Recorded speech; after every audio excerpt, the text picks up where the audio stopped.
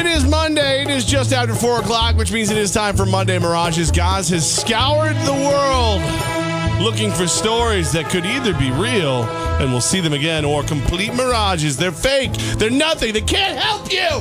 Real or mirage? Noah Syndergaard is the biggest reason why Noah Syndergaard is injured. I'm going to go real on this one, but it's because I'm giving equal parts Noah and equal parts Mets staff, because you can't trust an athlete. You can't. They're athletic. Their whole lives, their body's just done whatever they've asked it to do.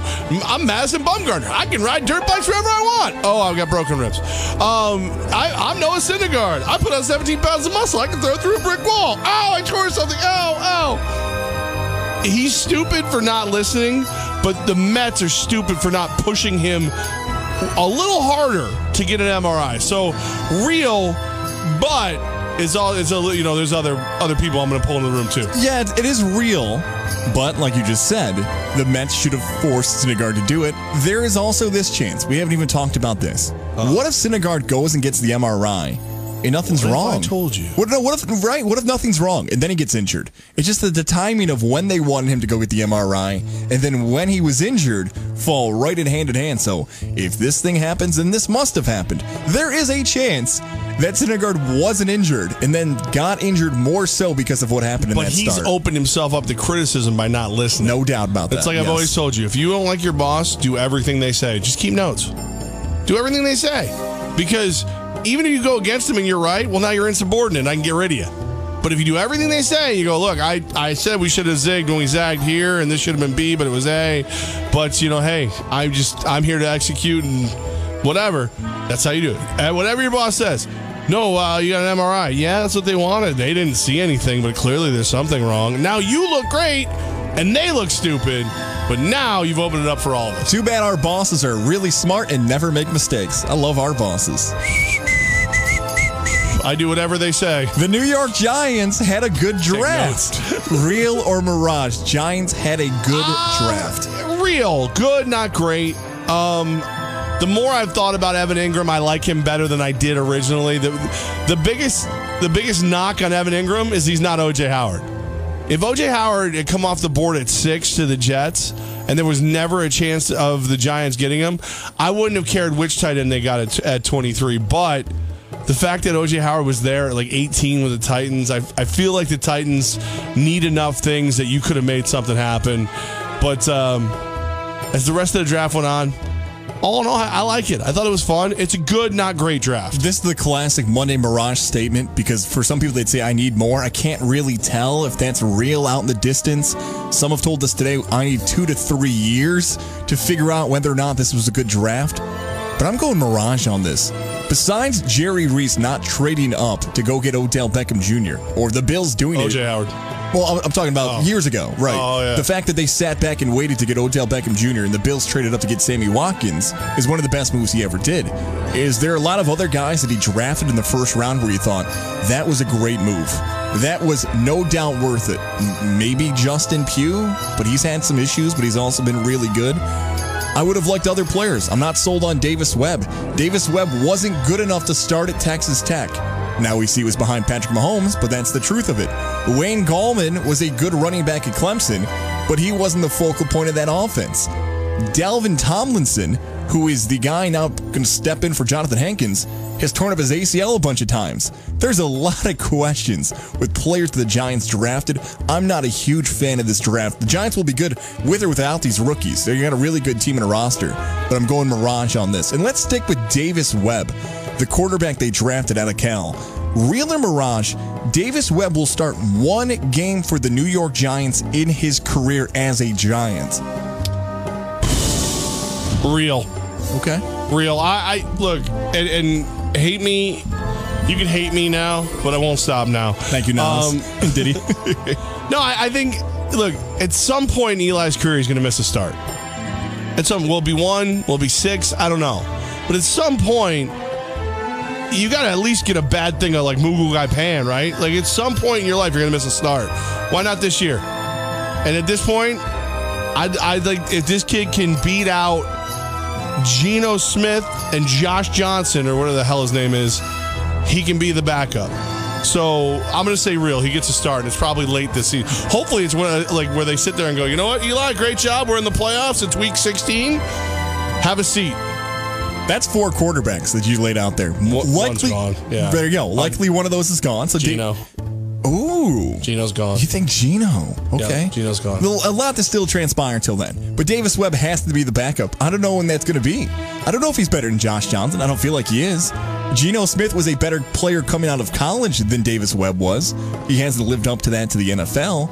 I can't believe I lean towards Geno getting this nod over Davis Webb, but I have some info on Geno that would at least lead me to that decision that the Giants went out and signed him.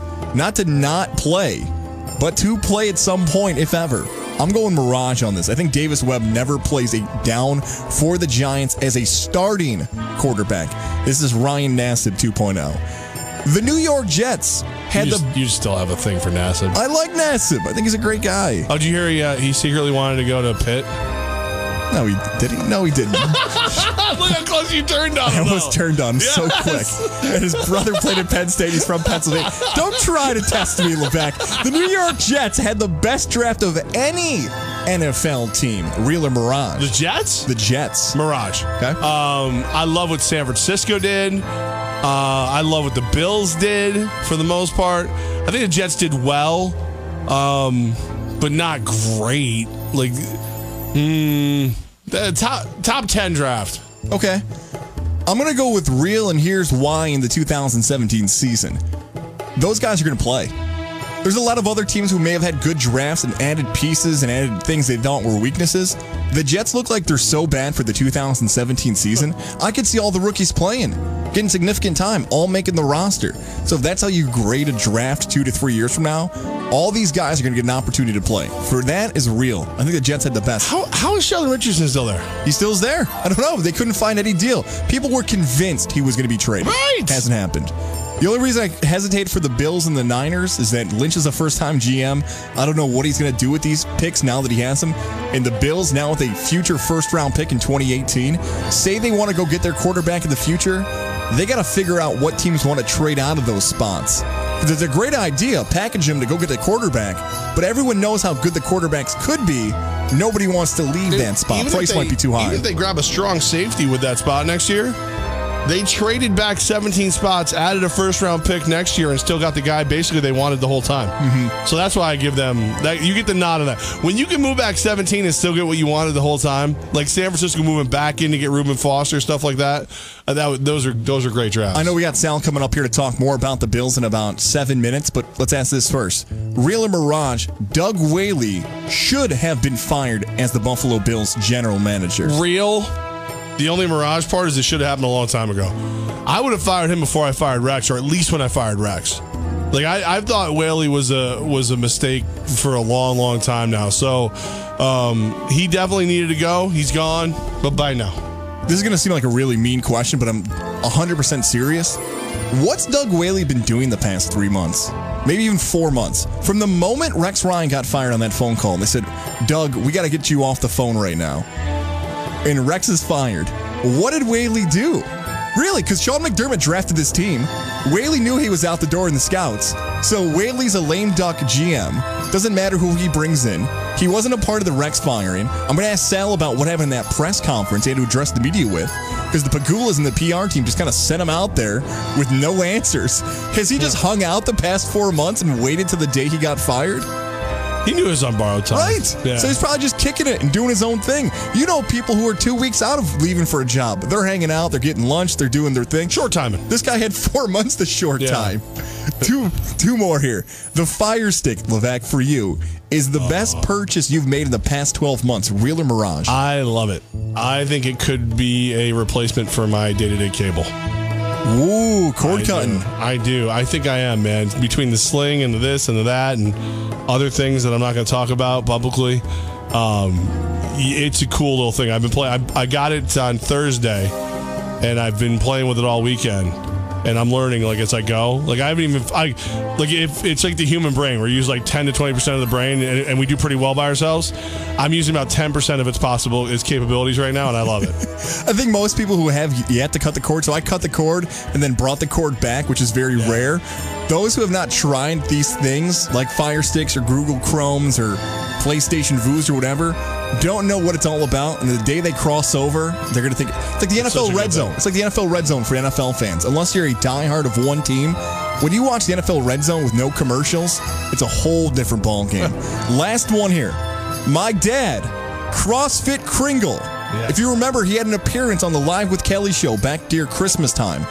Real or Mirage, he should have been named the co-host instead of Ryan Seacrest today. Kringle out? Yeah, no, dude. I agree. I would have went there if I was them. That's real. Yes, real. Your dad deserved the job. job. Go find the clips at, not at Tom Goss, TOMGO is easy. Just type in my real name, find the clips, watch him dressed up. Rumors are out there that a Gazlowski was going to take over. Boo Seacrest. He's got enough jobs. Get my retired father to be the co-host of Ripa. Jay and Troy wants to pipe in on the Giants draft. What's up, Jay? What's up, Jay? What's up, guys? How are you? Great, man, great. Definite real. Yeah. Giants draft Mirage. Okay.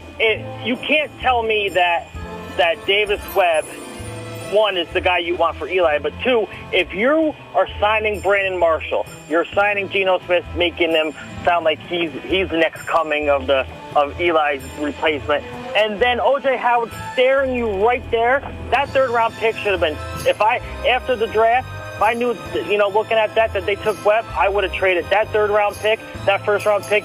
Give me O.J. Howard, go sign Blunt, and let's go try and win the Super Bowl. Don't give me a backup quarterback in the third round when you're trying to win a Super Bowl by signing veterans. That makes no sense. Jay, I like if they could have traded up to get O.J. Howard, I give up Davis Webb and everything else. I do. I bet if we asked Jay this, he would have taken a special teams guy, like a punt gunner, doesn't matter. A kicker, anybody who can contribute, because the Giants are so close. You're wasting a third-round pick on somebody who is not going to play in 2017. A team that, as of right now, as we sit here in the first day of May, that you think could maybe get to the NFC title game, but that guy's not going to play, and you used to pick on him. Okay. Yeah, it's tough, but like I said, I'm trying to be a little more open-minded about Evan Ingram. I think if used properly, they're going to be they could be the greatest show on turf, even though they don't play on turf. Like, it could be that fun. We'll see. It's going to be interesting. So I'm just staying positive. Positive Polly over here, buddy. My dad wasn't named the co-host. It's hard for me to stay positive.